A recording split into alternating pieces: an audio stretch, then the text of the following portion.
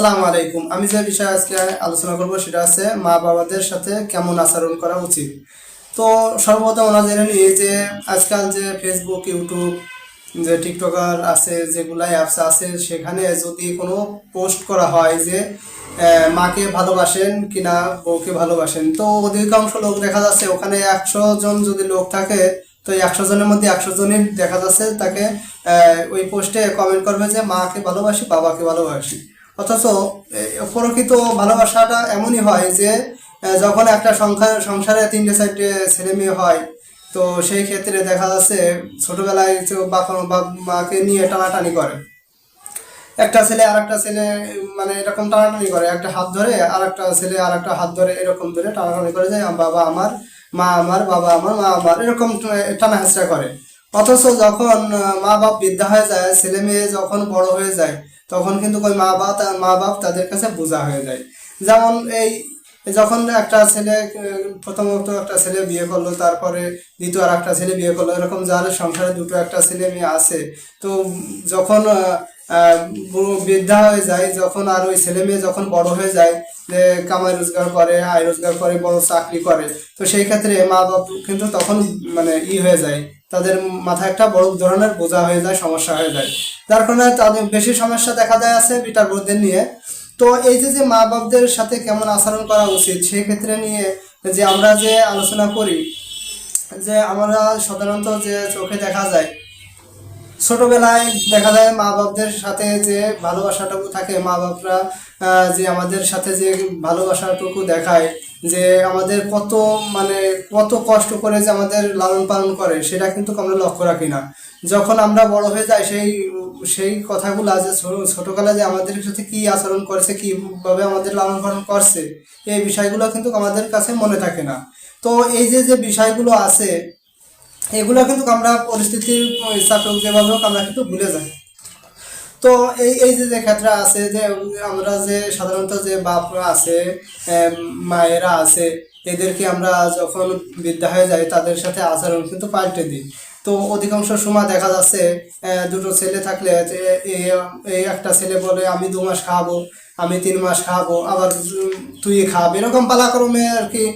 যে কুকুরের মতন যে আচরণটা করা হয়, যে খাবার হয়ে গেলে খাবার দিয়ে কুকুরের মুখে যেরকম লাথি মেরে দেয় যে তুই দূরে চলে যা, তো সেরকম বাপ মার সাথে কিন্তু কুকুরের মতন আচরণ কিছু কিছু পরিবার করতে তাদের থাকে।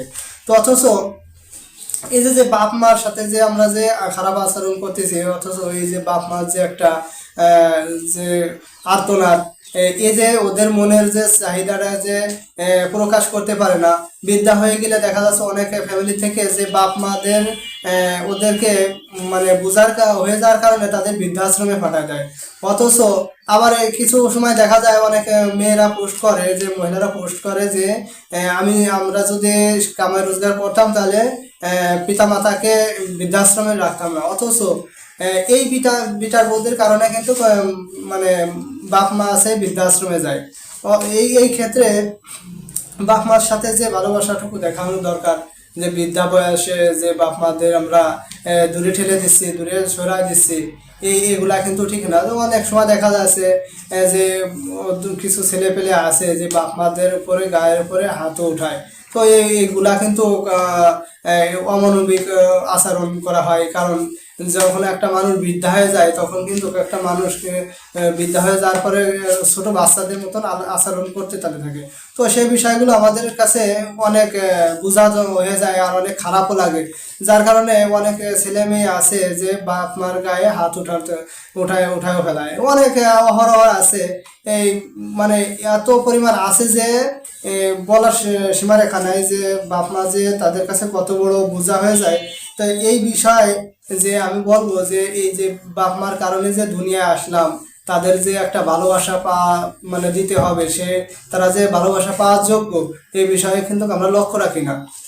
তো ওখানে কি করছি আমরা, বাপ মারে প্রাধান্য না দিয়ে আমরা দিচ্ছি মানে আর একটা জিনিসের উপরে প্রাধান্য দিচ্ছি, যেমন পিতার বউর উপরে মানে নিজের স্ত্রীর উপরে প্রাধান্য দিয়ে নিজের বাপ মাকে দূরে সেরে দিচ্ছি।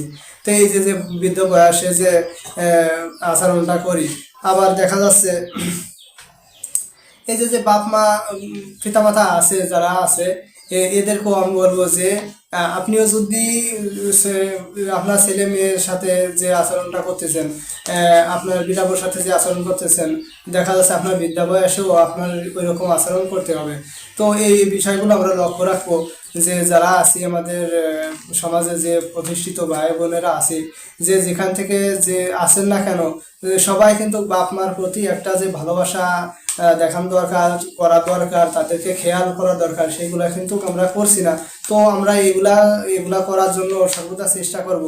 আর তাদেরকে একটু মানে খুশি রাখার চেষ্টা করব, যাতে আল্লাহ পাকও খুশি হয়। তো এই বিষয়গুলো আমরা লক্ষ্য রেখে আমাদের যে পিতামাতা আছে, যার ঘরে আছে, সে সে কিন্তু বোঝে না যে পিতামাতার যে কতটা মূল্য, কতটা দাম। যার ঘরে পিতামাতা নাই সে কিন্তু হাড়ে হাড়ে টের পায় যে হারে আমি আমার বাবা বাইসে থাকতে আমি তাদের সাথে কি আচরণ করেছি, আমার মা বাইসে থাকতে তাদের সাথে কি খারাপ আচরণ করেছি। তো এই কথাগুলো কিন্তু মরে যায়, তারা যখন দুনিয়া ছেড়ে চলে যায় না ফিরার দেশে, তখন কিন্তু তারা এই কথাগুলো ভাবনা চিন্তা করে। অথচ তার ভাবনা চিন্তা করা উচিত ছিল যে তারা বেঁচে থাকতে, যে তাদের একটা সহানুভূতি দেখানো, তাদেরকে ভালোবাসা, তাদেরকে কোন জিনিসটা লাগবে, কখন কি লাগবে সেটা খেয়াল করা। তো এই বিষয়গুলো আমরা কিন্তু লক্ষ্য রাখি না। তো আমি এই বিষয়ে কথা বলবো যে যাদের ঘরে বাপ মা আজও বেঁচে আছে, তাদেরকে সুন্দরভাবে মানে সুন্দরভাবে সুন্দরভাবে দেখাশোনা করা, তাদেরকে একটু ভালোবাসা, তাদের একটু ভালো মন্দ খাবার দেয়া, তাতে আল্লাহ পাকের কাছে আপনিও ভালো থাকবেন। আর তারা যে দোয়া দেবে, ইনশাল্লাহ ওই দোয়ার ওসিলায় আপনি পরকালে জান্নাতে যেতে পারবেন। তো এই বিষয়গুলো আমরা লক্ষ্য রাখবো যে যাদের ঘরে পিতা মাতা বেঁচে আছে তাদেরকে আমরা ভালোবাসার চেষ্টা করবো ইনশাল্লাহ।